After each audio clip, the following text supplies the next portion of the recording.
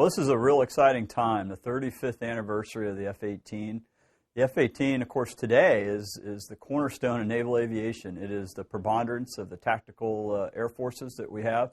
For the Navy, we have 7 squadrons on an aircraft carrier, and 5 of those are from this type model series. 4 F-18 Hornet squadrons, whether they're classic Hornets or Super Hornets, and then the Growler squadrons that transitions into the fleet. For the Marine Corps, it's the preponderance of the tactical aviation force alongside the Harrier. So the F-18 is the backbone of naval aviation.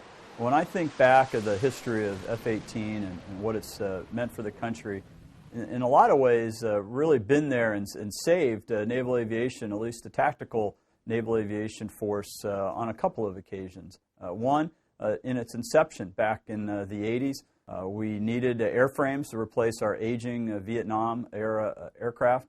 The F-14 was just entering service, but we weren't going to be able to buy that in the numbers that we required to fill our carrier decks. The Marine Corps was in a similar situation with their aging Vietnam-era airframes. And so after the Air Force's lightweight fighter competition and determination that the F-16 wasn't going to be suitable for a carrier environment, along came the F-18. And the F-18 came into development and really saved naval aviation, both on the Navy and the Marine Corps side, in our ability to fill our squadrons, to fill our flight decks, and to fill our Marine air groups so we could continue to perform that mission. Second time was in the mid-90s. Again, we had aging airframes, and we needed to replace our squadrons and aircraft on our flight decks. And we were left, A-12 was canceled very late in the program. And so the Super Hornet concept came about, and the Super Hornet was rapidly developed with very few issues that came along, and we were able to get that airplane into the fleet when we needed in order to maintain squadrons and force structure for the Navy.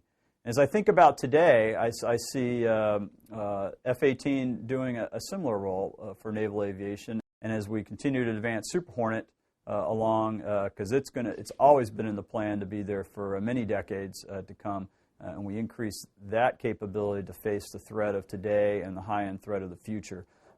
Again, Super Hornet is there, and that doesn't even mention the Growler, which of course is now replacing the Prowler very smoothly and is going to be there for decades to come, providing the nation's really only and certainly foremost airborne electronic attack. With the oncoming of computer technology and advanced avionics and digital flight controls and mission computers, it's amazing how this airplane continues to evolve.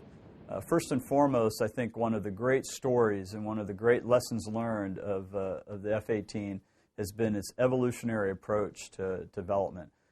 Throughout its history, we've taken controlled capability advancement steps that allowed us to control schedule, control risk, and deliver the capability on time and on cost. And that has served the Navy extremely well, and the Marine Corps, and our 7 foreign partners as well, as we continue to advance this airplane steadily. For myself personally, and for countless other Hornet pilots and career Hornet pilots across the Navy and Marine Corps, you just grow a kinship for an airplane. It's your office, it's your home, you become very comfortable, it protects you, it allows you to do what mission you're called upon, and so there's always a kinship with whatever airplane that you may be associated with. For the F-18, though, I marvel and I think about how much it's done for this country, for the Navy, for the Marine Corps, how far it's advanced. It's a strike fighter, true and true, both air-to-air and air-to-ground, full capability. It carries every weapon system that the Navy and Marine Corps basically has to put on an airplane. It's a tanker in the Super Hornet role to be able to provide fuel to other Hornets or other aircraft out there. And now it's an electronic attack variant airplane as well in the Growler. So I can't think, and I'm someone who certainly has followed aviation my entire life, of a more versatile airplane that has provided so much for its country and for its service. Today we sit here 35 years after its inception, and we have 3 variants, all of which are flying. the classic F-18 across the Navy, Marine Corps, and 7 foreign partners across the world. We have the Super Hornet that's flying across the Navy and will be for decades to come, as well as with our partner Australia. And we have the Growler, a 3rd variant now, flying across the Navy flight decks in expeditionary roles, and shortly with the Australians as well. So very exciting time.